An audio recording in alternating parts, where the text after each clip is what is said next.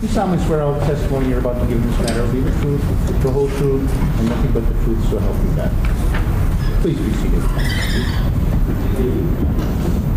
Then, sir, would you tell us your name and Tracy. spell your last name for us? Tracy Edwards, Edwards. Mr. Edwards, you're going to ask you to speak up very loudly into the microphone. I would like to know in what state do you reside at the present time? Louisiana, And how old are you, sir? 32. 32? And you are single? Yes. You were in Milwaukee, Wisconsin on July the 22nd, 1991? Yes. And at or about that time, on that late afternoon, did you have occasion to see a person that you knew at that time or subsequently learned was a fellow by the name of Jeffrey Dahmer? Yes. And you know that Mr. Dahmer you're speaking about is the defendant in this case to my right, correct? Yes. And that made a record I showed the identification. Sir, would you indicate where Mr. Dahmer is seated in the courtroom? It's over there. Right in the middle between my two associates? Yeah. Is that right? That's right. Okay. The record should reflect the defendant's been identified. Now, Mr. Edwards, you and I met for the first time last evening, Yes. and you came up from Louisiana at my request with your attorney, Right. That's Mr. correct. Syed, S-Y-E-D, Salet, S-A-L-E-T. That's correct. And you came up here to testify to the events, as you recall them, that occurred on the late afternoon, early evening, early morning hours of July the 22nd and the morning of July the 23rd, 1991. That's correct. So that you know, Mr. Edwards, your name is known to the jury because there has been testimony concerning what happened to you and at the apartment of Mr. Dahmer. Do you understand? Cool. Yeah. Okay? Okay. Where did you know Mr. Dahmer by name prior to that date? I've seen him a couple of times before then. I didn't know his name personally. All right. Did you ever talk to him before that date? Speaking to him, saying hello as he passed by. Yeah. Just casual, friendly? Casual, yeah, friendly. Hellos. Hellos, yeah. Where was it that you saw him in the late afternoon, early morning hours of July the 22nd? Grand Avenue Mall. And that was in Milwaukee, Correct. downtown on Wisconsin Avenue. Wisconsin, correct. Were you with somebody or were you alone? A couple of our friends, yeah. Okay, so the record is absolutely clear. You are not a homosexual, are you? No, not at all. Okay. So you were with a couple of your buddies, were you? That's correct. And what were you doing? We was drinking beer, just talking, hanging out, you know. About 6 o'clock at night, was this? Yeah, about 6:15, whatever. Did you have occasion then to see Mr. Dahmer? Yeah, he approached us eventually and started talking to us, yeah. Were you three black males? Yeah, one white, two black male. Okay. So you're friends. Yeah, my best friend was white, yeah. When he came up and started talking to you, what is it that Mr. Dahmer said to you? He said he was just in the city from Chicago. He was taking care of her sick grandmother, I believe, in West Allis.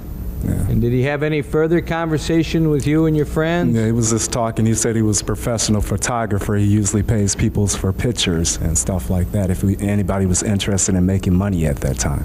To pose for pictures? Yeah. Did he describe the kind of pictures that you were going to be posing for if you chose to take him up on the offer? He said nude. Nude. Right. Now, after he said that to you, what did you and your friends do? They were just talking, discussing it, you know, seeing what was going on, you know. And what did you end up doing? Did you remain at Grand Avenue or did you go somewhere else?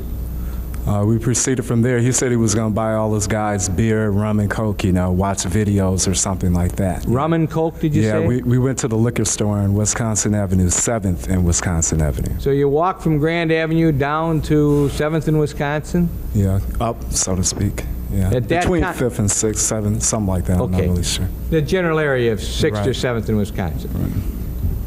Was it going to be the three of you and Mr. Dahmer were going to stay together, or was it agreed upon that one or others of you were going to go with Mr. Dahmer, or was there no agreement?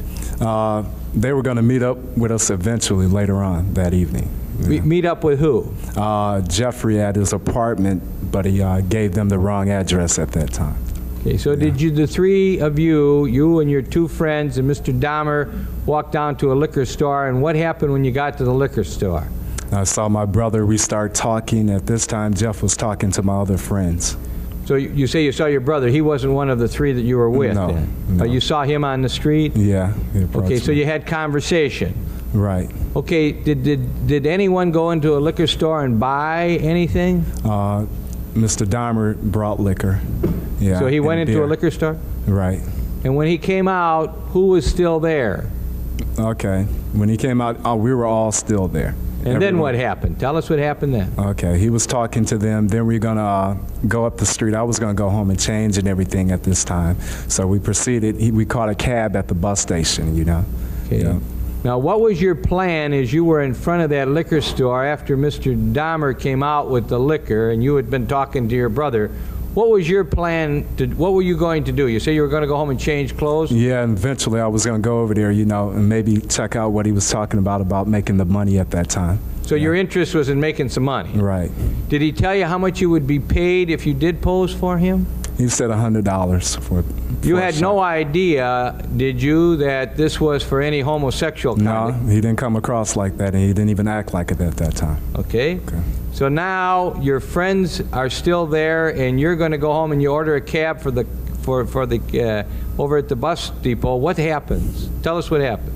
Okay, and then me and Dahmer, my friends say they're gonna go and change and call up the girls, and we'll meet up later on, you know.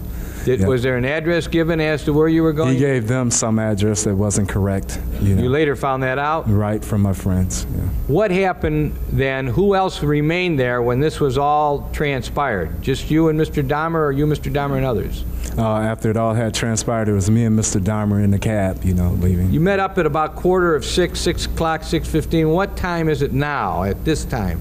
It's maybe 6:30 as we get to 26th in Wisconsin. So you stop at 26th in Wisconsin, and what happens there? Okay, we get out the cab then, and then he suggested he go to the store and get cigarettes before he went to his apartment.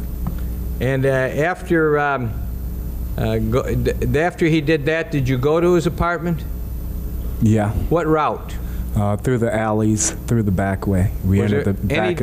Was there any discussion as to why you were taking that route? Said it was safer, people wouldn't bother us or whatever.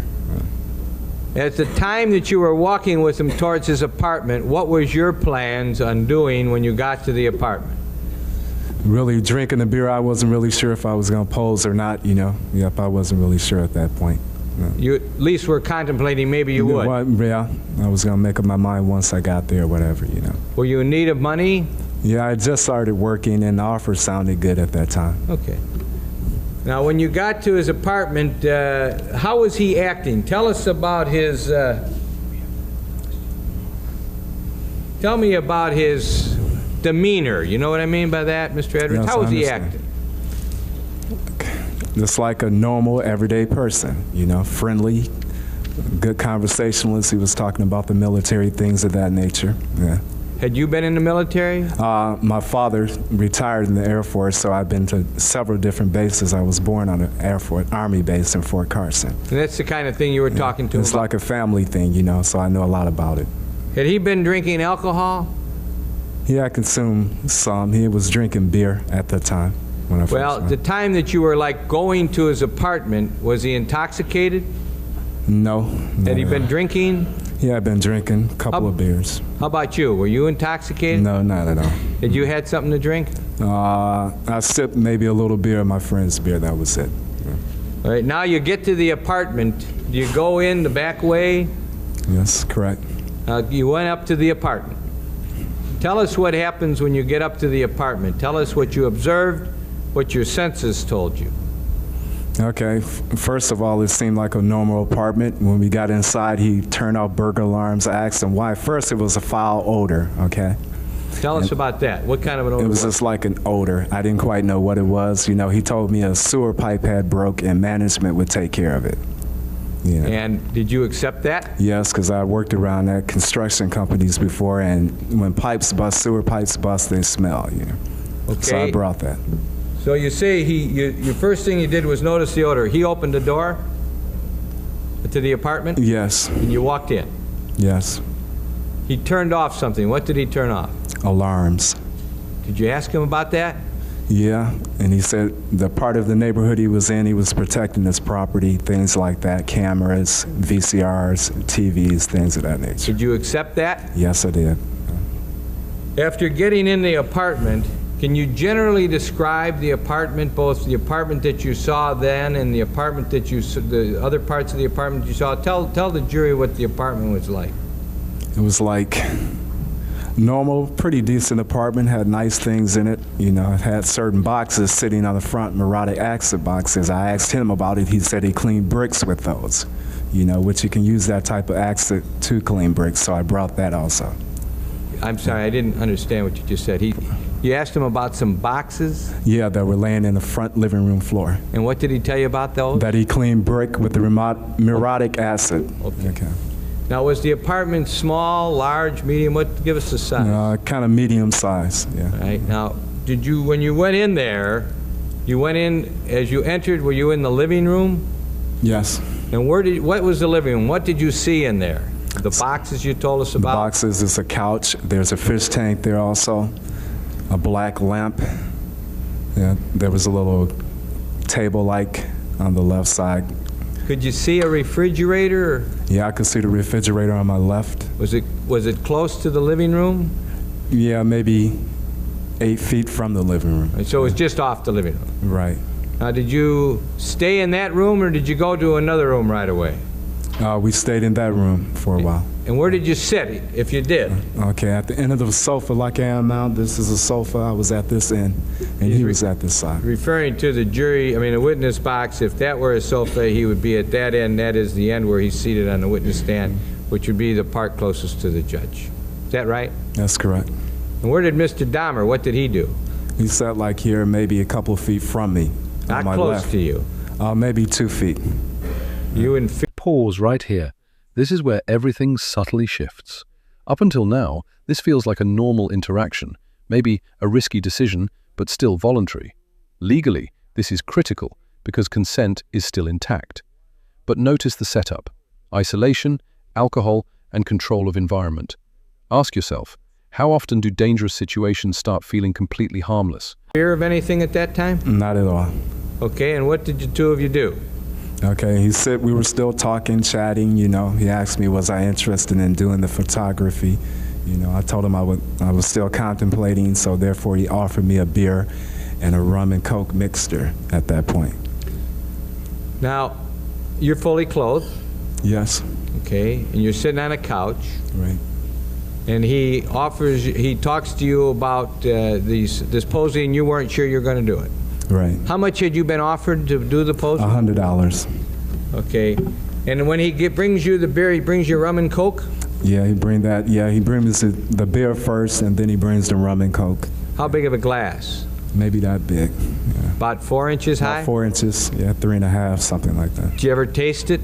Yeah, I took a few sips. Was it strong, weak, medium, or just about right? I'm not a big liquor drinker, so it didn't taste that good to me. Didn't taste good to you? You don't know if it was strong or not? Strong or not, no, because I'm... What did Mr. Dahmer do? Did he likewise have a drink?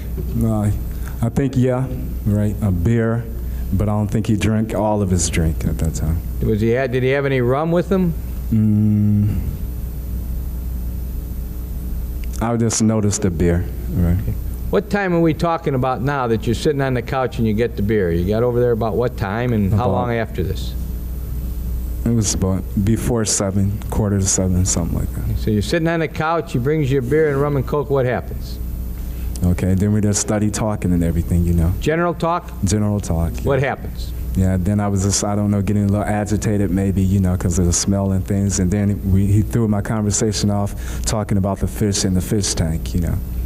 Okay, when you start talking about the fish in the fish tank, do you bring that up or does he? He does. And what do you do when he does that? I turn to the right, like the fish tank is here, I'm turning all the way over here.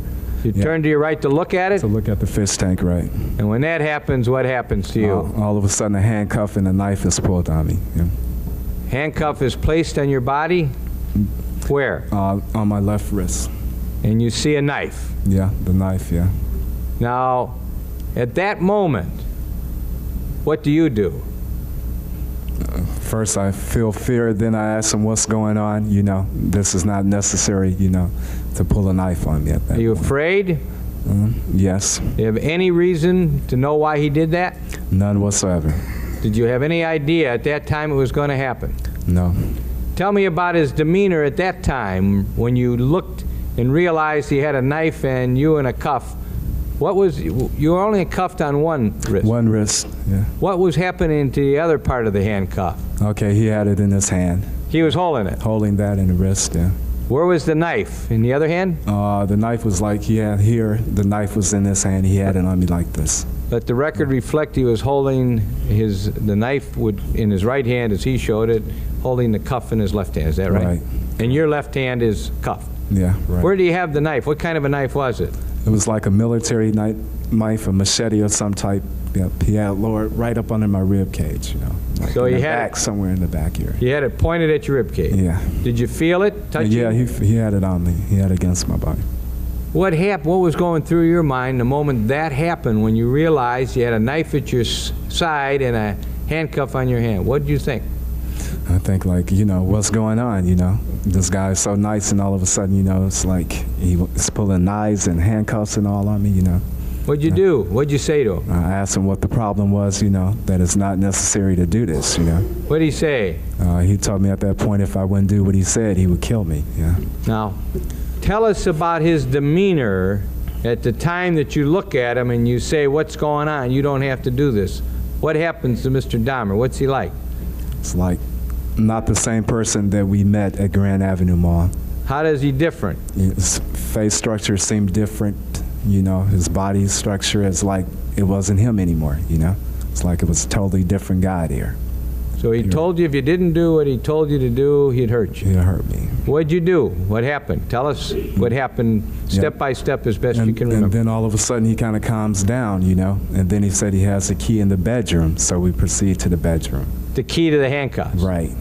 So you believed he was going to take them off? Yeah, at that point I had to go along with this guy, you know, and then if I had to find out, so I walked back there with him. He kind of guides me back there, you know. Guides you back with the cuff and the knife? Yeah, right. And you go into the bedroom? Right. What do you see in the bedroom? A big, about 50, 60 gallon drum barrel, whatever. Do you ever see a 50, 60 drum barrel in anybody's bedroom No. before? Not at all. Do you have any idea? Did you ask him what it was? No, at that point I asked no questions at that time. You know. Was there a bed in that room? Yes.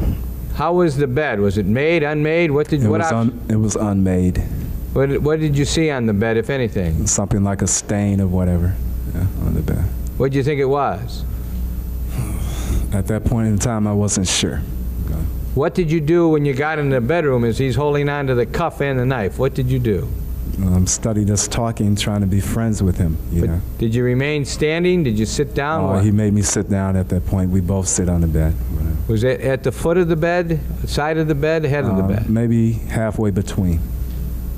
Did that room have a TV set in it? Yes. Was there anything going on the TV? Yeah, the Exorcist movies was playing at that time. There was an Exorcist movie on. Yeah. You know which one of them? The name I'm not sure. I think it's 3. I'm not sure which one. Right. So there was a movie. Did you know it to be part of television or VCR? VCR, normally that's not on regular television, so I thought it was VCR. You knew there was a movie showing. Right. Did you see him put it on, or was it on? No. When we first got into the apartment, he went through the back to the back bedroom. Maybe he put it on then. I'm not sure. Okay. And then what happened? You're both sitting on the bed? Yes. Are you still in handcuffs? Yes. Is he holding the handcuff? Right. Do you still have the knife? Right. Is it pointed at your side as you've told us before? Right. You trying to be cool? Very much so. You're not fighting with him?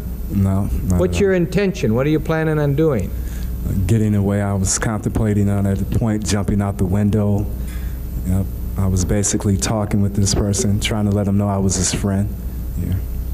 As you were sitting there on the bed, when he had you by the handcuff and a knife at your side, at that time, which would have been maybe 7 o'clock, Something like that. what impression was made upon your mind by the conduct, action, manner, expression, and conversation that you observed of Mr. Dahmer?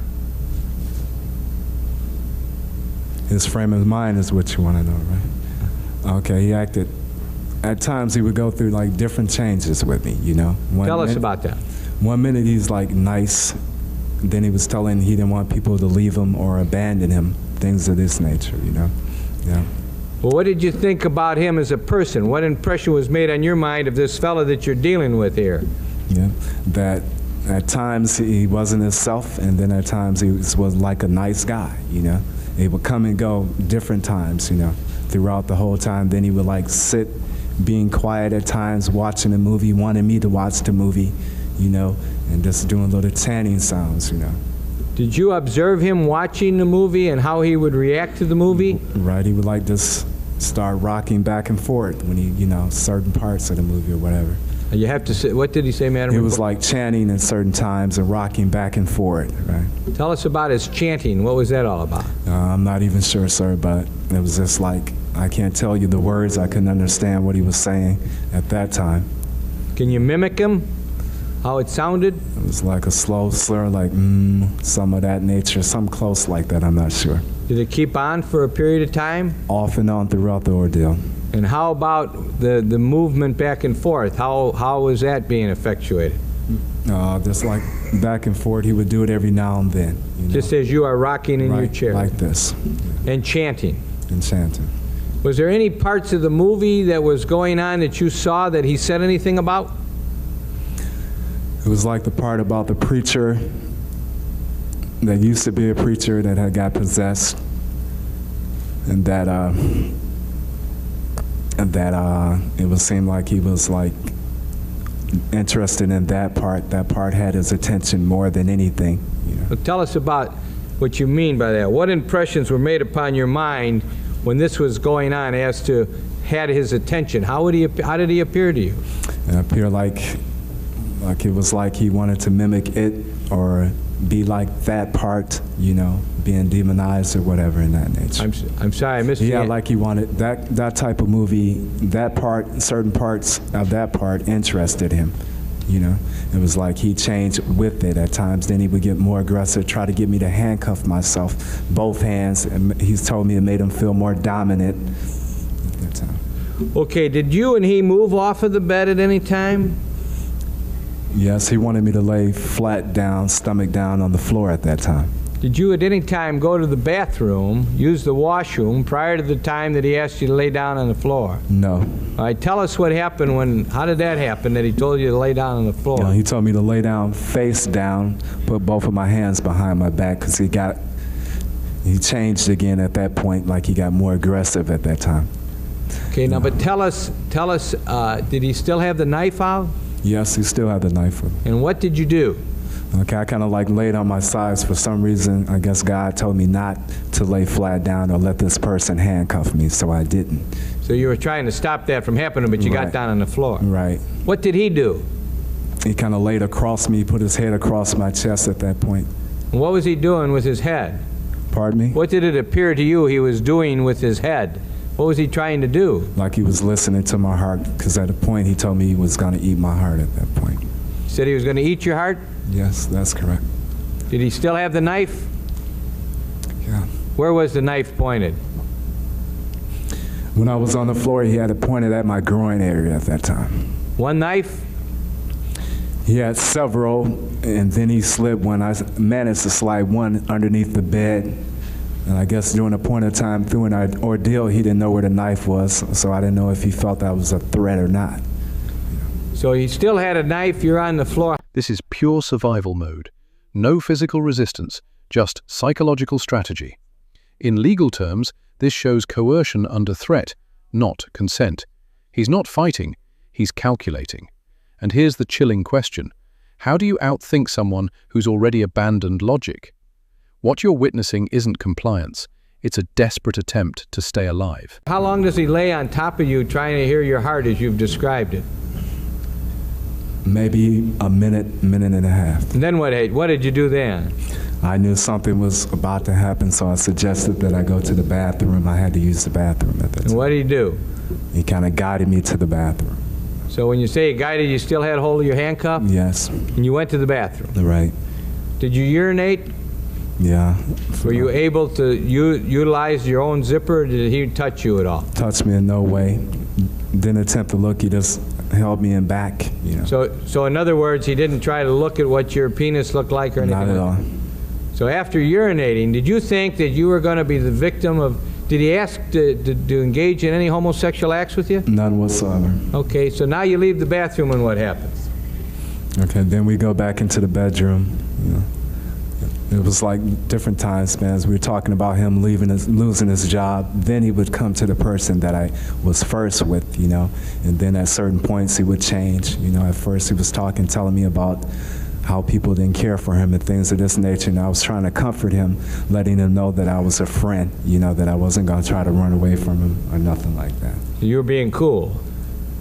I guess God, you can say that, because I had no control. It was just, I don't know. Did this continue on for a long period of time during the night? Yes, apparently so. Time seemed to, I don't know. But I stayed in there that long, so it had to be going on throughout the whole ordeal, which it was. So time just, it happened like that. And all this time you're trying to hold him down? Yeah, certain points, right. How often would he go in and out of these moods? Sorry, at the time spans I couldn't really tell you, but like he would like, I guess if you want to put it together in time, every 30 minutes, 20 minutes, something like that, you know. And then he would have moods of being just silent, you know. And I wouldn't say anything, try to provoke him or say the wrong thing. I would be silent with him. Okay.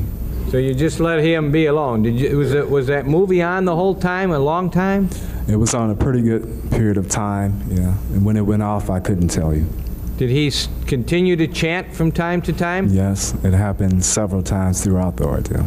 Now, when he would watch the movie, did you notice when he would go into this thing that you told us where he would really become fixed on the movie screen? What was happening? How often would that happen?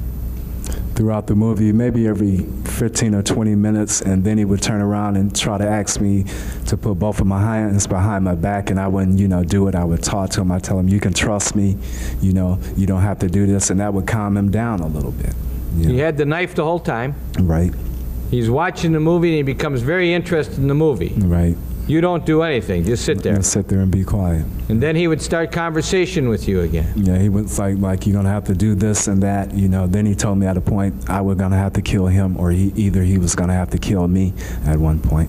Were you and he drinking during this time? No. So he wasn't running out, bringing you out and getting beers and coming back? No, I would have been out the window at that point. Sure. If he would have. Did he, when he was fixed, I'm trying to get some words to understand, was he intoxicated? He had been drinking, but as far as being intoxicated, he was not staggering or anything of that nature. But you know that some people, when they have too much to drink, change their moods. Was that the kind of mood changes he was having, or a different kind of mood change? I think this was like more of an inner mood change than an alcoholic mood change. What kind of mood? It's like inner mood? Yeah, a person change, not alcohol change. What did you think about this guy? What was going through your mind as to who you were sitting next to, who was doing all these things? A bizarre individual, someone that was very confused at this time. Now, there came a time when you went to the washroom again? Right, I suggested, yeah, because he had started getting aggressive a little bit again. I suggested to go to the bathroom. He let me stay in there by myself while he stayed outside the door at that time. And what happened then? And then I told him, well, I was contemplating, I was asking God, shall I make my move now? And I was going to just jump out the window. But when I got out, for some reason, I asked, could I have another beer? Yeah. And what did he do? And he reaches over, he guides me over and reaches in and get a beer. He still got you on the cuff? Yeah, and then he tells me, I told him I want to sit in the front because it's an air conditioning. I was just going to try to jump out the window or go for the door or whatever, and because the back bedroom didn't have an air conditioner, only in the front. So I suggested we sit on the couch. I had unbuttoned my shirt to try to make him feel more at ease. And then I just sat on the couch and he just started going out of himself again. Yeah. Going out of himself? Yeah, he was like paying me no attention at that time. Like he wasn't there? He started the chanting again, and it's like just sitting there, you know. And then I just, for some reason, I said, well, I need to go to the bathroom again, and he didn't follow me at that point. So I reached up, I got up, and then I hit him, and I ran out. So you hit him. Right. Did you have any other belongings there? I have my bag right there at the end of the couch. I sit in exactly the same place I sit when I went in there. So when you got up, he let go of your cuff to let you go to the bathroom again? He just let me stay there. I was going to go for the window. At that point, he didn't even have the cuff. It's like I wasn't even there anymore. And when you saw that, what'd you do? I just seized the opportunity. I said, well, at least I'm going to die trying. I'm not just going to sit here, you know. What'd you do, son? I hit him, and I ran towards the door, and he was right there, tried to grab me, get me back in there. And what happened? Then I made it outside. So he wasn't able to bring you back in? Bring me back in there, no. He tried? He tried. And as you left that apartment, as you got away from him, I'm going to ask you again, what impressions were made on your mind by the conduct of Jeffrey Dahmer, by the actions of Jeffrey Dahmer, by the manner, expressions, and conversations of Jeffrey Dahmer that you observed? Can you give us some words? It's like I told the policeman that this freak, this crazy guy, was trying to hurt me, yeah. Did you run out of the building? Yes, I did. Did you summon help? Yes. Milwaukee Police Department? That's correct. Did they come back there with you to the apartment? Right. Did you eventually go back into the apartment with the Milwaukee police officers? Yes. And then he was arrested. Right. You gave a statement to the Milwaukee police a few hours later? Yeah. I guess you could say a few hours, yeah.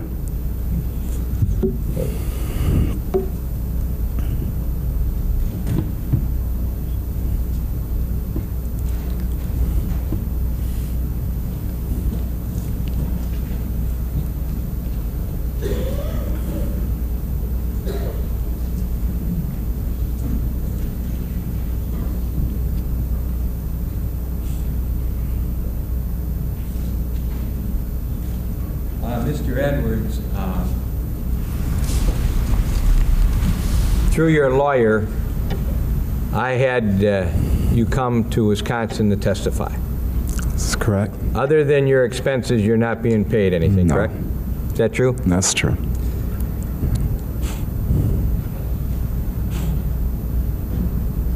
Thank you, Mr. Edwards. Thank you. Could you speak